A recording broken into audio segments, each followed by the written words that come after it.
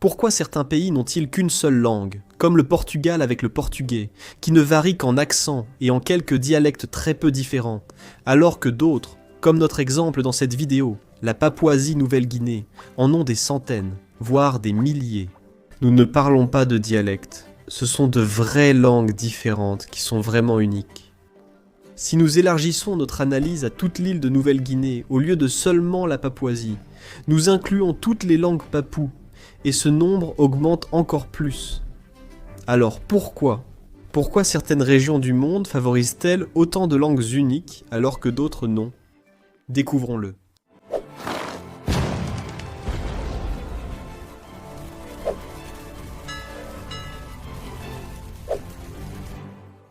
Je pense que notre meilleure étude de cas est vraiment celle de la miniature, l'île de Nouvelle-Guinée. Alors restons-en là. Je veux faire 3 choses ici. Premièrement, découvrons combien de langues il y a et ce qui les unit. Pourquoi sont-elles regroupées sous le nom de langues papoues? Ensuite, comprenons où elles sont parlées et en quoi elles diffèrent, ou peut-être ne diffèrent pas. Et troisièmement, comprenons ainsi pourquoi il y en a autant. La Papouasie-Nouvelle-Guinée est le pays le plus diversifié linguistiquement au monde. Et par association, l'île de Nouvelle-Guinée est l'île et la région la plus diversifiée linguistiquement au monde, puisqu'elle inclut également certaines des petites îles et archipels environnants. Celles-ci s'étendent jusqu'à l'est et à l'ouest, vers l'archipel Bismarck, Bougainville, les îles Salomon, l'archipel d'Alor, y compris même la langue parlée au Timor, ainsi que le portugais, et certaines autres îles qui font partie de l'Indonésie. En fait, il existe même une langue papoue parlée à l'intérieur des frontières nationales de l'Australie, le Meriam, dans l'est du détroit de Torres, un vestige de l'Australie précoloniale qui est différente de la langue aborigène. C'est la réalité. Il y a entre 800 et 1000 langues dans la région, et elles peuvent être regroupées en environ 60 petites familles linguistiques, ou plus. Cela dépend un peu. Vous allez voir un peu plus loin dans la vidéo. Certaines d'entre elles sont apparentées, mais pas toutes. Ces relations sont aussi souvent floues. Il y a aussi de nombreuses langues isolées.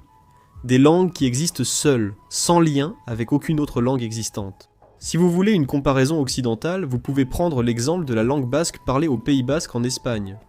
C'est la seule langue pré-indo-européenne qui subsiste et qui n'a absolument aucun lien avec les autres langues parlées en Europe de nos jours. Le Pays basque et son prédécesseur historique, le royaume de Navarre, sont également quelque peu isolés géographiquement au sein de la péninsule ibérique et de l'Europe. Cela nous aide à comprendre pourquoi il s'agit d'une langue isolée et nous donne un autre indice sur la raison pour laquelle ces langues isolées existent également en Nouvelle-Guinée. Mais ne nous précipitons pas. Il est important de comprendre quelque chose tout de suite. Cela donne aussi un indice sur la diversité des langues. Les langues papoues sont regroupées selon la zone géographique, sans lien génétique ou ethnique obligatoire. Elles n'ont été regroupées que pour faire la distinction, dans cette région du monde, entre ceux qui parlent des langues austronésiennes et ceux qui n'en parlent pas. C'est un concept introduit il y a près de 200 ans, par Sidney Herbert Ray, un linguiste britannique et explorateur de la région. Sur cette photo, on le voit précisément dans le détroit de Torres, cette région de l'Australie où l'on parle une langue papoue. La comparaison avec les langues austronésiennes est en fait un moyen parfait de comprendre la différence entre cette famille et les autres. Les langues austronésiennes forment une même famille génétique. Elles descendent d'une langue ancestrale commune appelée le proto-austronésien, qui date d'il y a environ 6000 ans ou quelque chose comme ça. Les langues papoues n'ont pas une origine commune. Dire qu'une langue est papoue signifie seulement qu'elle vient de la région de l'Océanie et qu'elle n'est pas austronésienne. On pourrait le considérer comme une catégorie autre parmi les langues de la région. Ils lui ont donné un nom car elles sont regroupées ici. Même en comptant uniquement la grande île de Nouvelle-Guinée, il y a environ 17 millions d'habitants, dont 12 millions en Papouasie-Nouvelle-Guinée. Les quelques 5 millions restants viennent de la partie occidentale de la Nouvelle-Guinée, contrôlée par l'Indonésie. On pourrait dire que toute l'île devrait être un seul pays, et que l'Indonésie ne la possède que parce qu'elle a hérité de l'ensemble des colonies des Indes orientales néerlandaises. Mais c'est un tout autre sujet. Ces 800 à 1000 langues sont en quelque sorte réparties entre les 17 millions d'habitants. Certaines sont parlées par des centaines, d'autres par des milliers ou des centaines de milliers, et certaines par de très petits groupes sur les îles voisines. Les archives sur ce sujet sont anciennes, mais nous en avons. Le dani occidental est la langue la plus parlée dans la partie indonésienne de la Nouvelle-Guinée occidentale, surtout dans les hautes terres papoues. En 1993, il y avait environ 180 000 locuteurs. Ekari comptait 100 000 locuteurs en 1985, parlés principalement dans la Papouasie centrale indonésienne, qui se trouve à l'ouest de l'île, mais au centre de la partie indonésienne. Lingga est parlé par environ 250 000 de personnes, principalement dans la province d'Enga, en Papouasie-Nouvelle-Guinée. Je pense que c'est la langue la plus parlée de toutes. Le huli comptait 150 000 locuteurs natifs, en 2011 parlés dans les hautes terres du sud, tandis que le melpa enregistrait 130 000 locuteurs en 1991, concentrés dans la petite province des hautes terres occidentales de Papouasie-Nouvelle-Guinée. Ce ne sont là que 5 exemples. Cela ne représente même pas 1 million de locuteurs, soit un peu plus de 5% du total de l'île. Mais elles sont, avec le Kuman, parlé dans la province de Chimbu, et le Makasae, parlé au Timor oriental, les 7 seules langues parlées par plus de 100 000 personnes. Le Tere, par exemple, n'est parlé que par 27 000 personnes, et le Naziwa seulement par 20 000 à Bougainville. Il y en a beaucoup d'autres qui ne sont parlés que par 1000 ou 2000 personnes, et des centaines d'autres qui ne sont parlés que par des centaines de locuteurs, voire moins. Bougainville, île de Papouasie-Nouvelle-Guinée, va bientôt devenir indépendante. Ils ont voté pour devenir un pays indépendant, en 2019, avec 98% des voix. Ils devraient être indépendants d'ici la fin de 2027, et cette langue, le nazioi, deviendra également une langue nationale officielle d'ici là. Je ne crois pas que l'apprentissage de ces langues papoues soit facile. Cela pourrait même être impossible à moins d'y aller. Mais pour d'autres langues dans le monde, il existe de nombreuses façons de les apprendre. D'accord. Donc maintenant, nous savons combien de langues il y a, où elles sont parlées, lesquelles sont les plus parlées, et pourquoi elles ont été regroupées en un seul ensemble, même s'il n'y a aucun lien entre toutes. Mais quel lien existe réellement ? Eh bien, cela dépend à qui vous demandez. Je veux dire, littéralement, cela dépend des recherches que vous consultez. Il y a eu environ 7 grandes tentatives de classification généalogique à grande échelle des langues papoues. La plus largement utilisée est celle réalisée par Stephen Worm en 1975. Il a identifié 16 familles de langues pour regrouper les centaines existantes. Certaines familles sont de petits groupes d'isolates linguistiques sans lien entre eux. Malcolm Ross, en 2005, l'a fait passer à 30 familles, en séparant les isolats par localisation. Ensuite, Soren Wickman, en 2013, a déterminé qu'il devrait en fait y avoir 109 familles, tandis que Bill Palmer, en 2018, a proposé 43 familles et 37 isolats. Honnêtement, c'est assez déroutant à examiner, mais je pense qu'il y a un élément commun que l'on peut retenir de toutes leurs recherches. La plus grande famille est la famille transnéo-guinéenne. Worm y a d'abord inclus jusqu'à 1600 langues. Les chercheurs suivants l'ont un peu réduite. Vous pouvez le voir sur cette excellente carte. En bleu, ce sont les membres avérés de la famille. En bleu plus clair ou en gris bleu, ce sont des membres potentiels dont l'appartenance à la famille est plus discutable. En gris, il s'agit de créer du contenu, ou si vous avez déjà essayé de monter une vidéo, vous savez déjà combien il faut de séquences et de matériel pour réaliser quelque chose qui vaille la peine d'être regardé. J'utilise un outil qui me donne un large éventail d'options pour raconter de meilleures histoires, aussi bien visuellement qu'au niveau du son. Et cet outil, c'est le sponsor de cette vidéo, Storyblocks. Grâce à une bibliothèque de plus de 7 millions de ressources de haute qualité créées par des humains, Storyblocks me permet de trouver facilement ce dont j'ai besoin tout en gardant le processus simple et rapide. En tant que suite d'outils créatifs tout en un, elle regroupe des séquences vidéo, de la musique, des effets sonores, des modèles et bien plus encore, le tout au même endroit. Donc, au lieu de passer d'une plateforme à l'autre, je peux rester concentré sur la narration de l'histoire. Ils proposent également des outils d'IA conçus pour simplifier la production. Leur voix off IA, propulsée par Eleven Labs, peut générer une narration naturelle. Et si vous avez besoin de visuels personnalisés, leur montage vidéo IA, propulsé par Runway, vous aide à générer et à affiner les plans plus rapidement tout en gardant le contrôle créatif. En plus, vous avez accès à des milliers de modèles directement dans Premiere Pro et After Effects grâce au plugin Storyblocks. Ainsi, le flux de travail reste rapide, simple et beaucoup plus facile à gérer. Storyblocks vous donne accès à une immense bibliothèque de ressources. Et avec un seul abonnement, vous pouvez télécharger du contenu en illimité. C'est une manière économique de créer des vidéos soignées rapidement. Pour commencer à raconter de meilleures histoires, les vôtres, cliquez sur le lien dans la description ou scannez le code QR. Vous pouvez bénéficier de 15% de réduction sur tout abonnement annuel pour une durée limitée, alors profitez-en dès maintenant. Et maintenant, revenons à la vidéo. De langue papou ou d'isola sans aucun lien avec celle-ci. Et en orange, ce sont les langues austronésiennes, elles aussi sans lien. Donc, d'accord, au moins nous comprenons que parmi l'ensemble des langues papou, il existe certaines connexions entre la majorité d'entre elles. Vous pouvez ensuite diviser la famille en branches plus petites, ou en familles plus petites. J'imagine que cela regroupe des langues spécifiques, qui sont encore plus similaires entre elles. Pensez-y comme ceci. Vous pouvez regrouper toutes les langues romanes dans une famille qui inclut le roumain, le français, l'espagnol, l'italien et le portugais. Ensuite, vous pouvez créer une sous-famille, disons, des langues ibériques, avec le portugais et l'espagnol qui sont encore plus proches l'un de l'autre.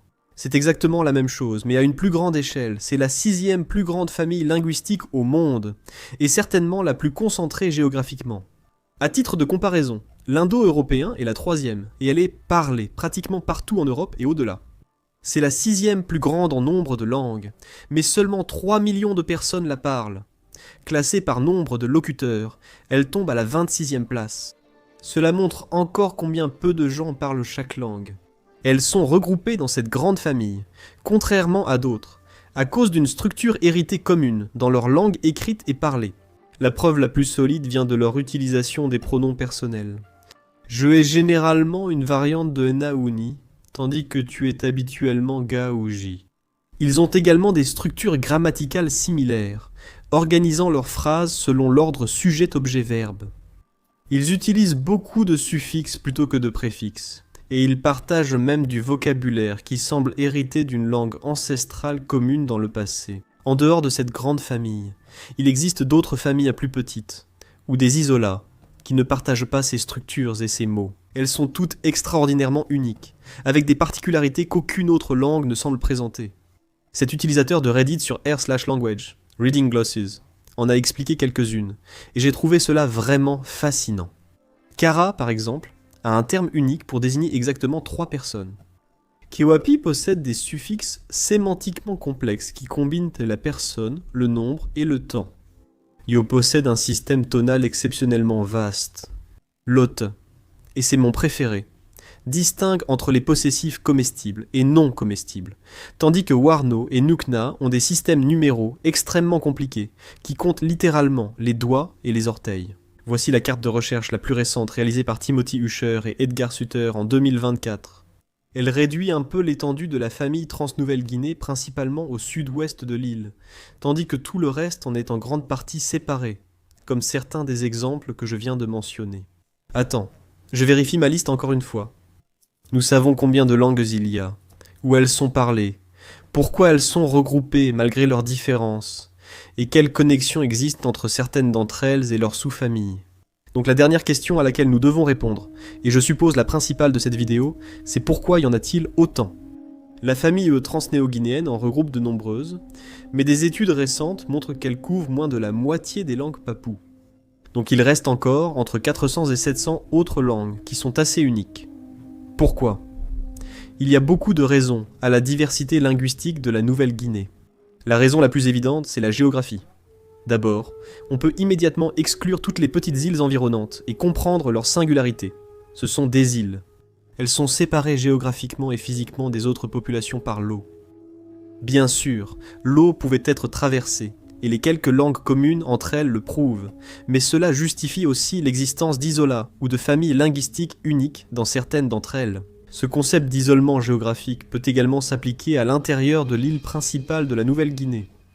Lorsque vous regardez une carte topographique de l'île, vous voyez immédiatement comment l'île est tout d'abord divisée en deux par une immense chaîne de montagnes qui s'étend d'ouest en est. De plus petites chaînes de montagnes isolent davantage l'extrême ouest, l'extrême est et le nord en leur sein.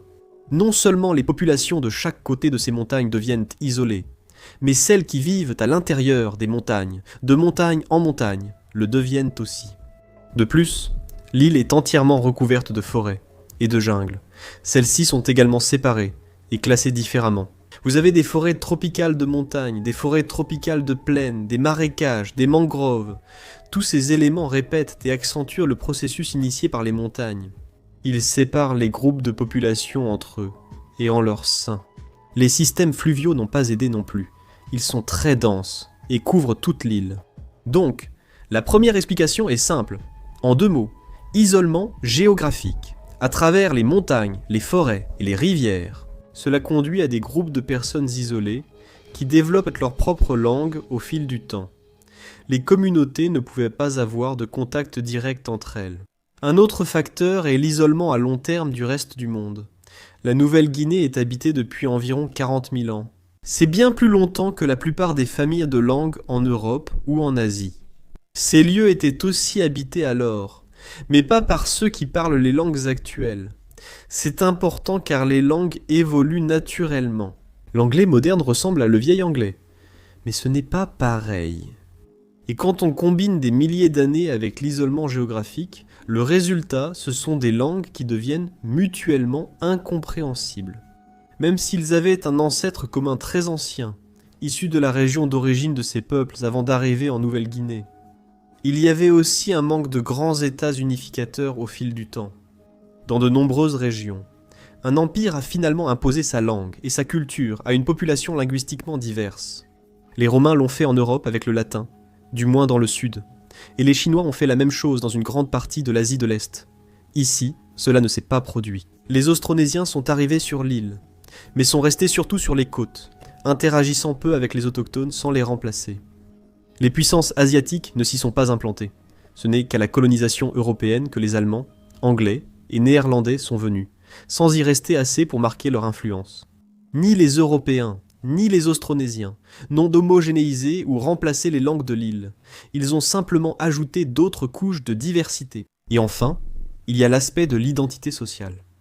La langue sur l'île est fortement liée à l'identité de groupe. Les petites communautés choisissaient parfois, et continuent de choisir, de maintenir volontairement des différences linguistiques. Cela les aide à distinguer qui appartient à leur groupe et qui n'en fait pas partie. Si vous avez le même raisonnement que moi, vous vous demandez probablement « D'accord, mais alors comment le pays fonctionne-t-il » La Papouasie-Nouvelle-Guinée compte environ 800 langues. Comment un pays peut-il fonctionner ainsi ?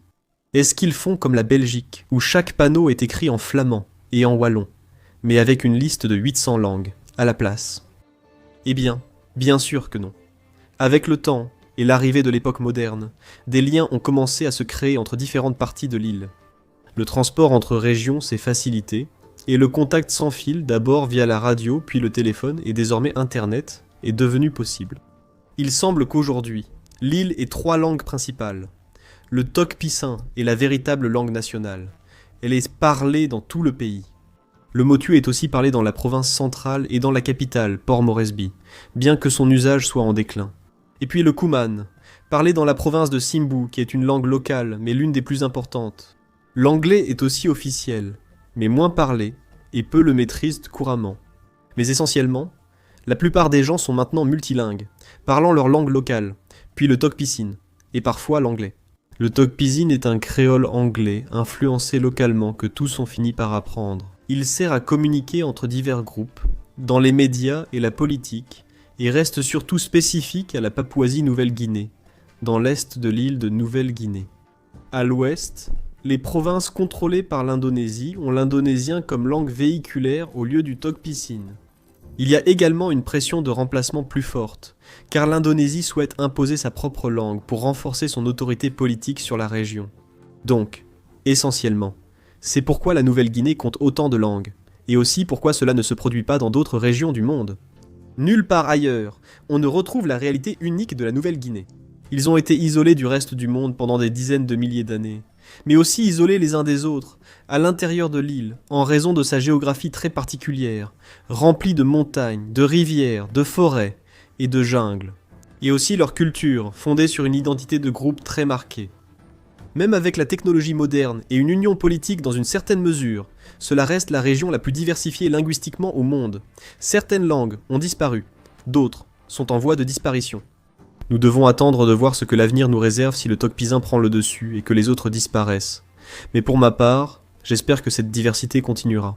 C'est une exception amusante dans un monde de moins en moins unique sur le plan linguistique.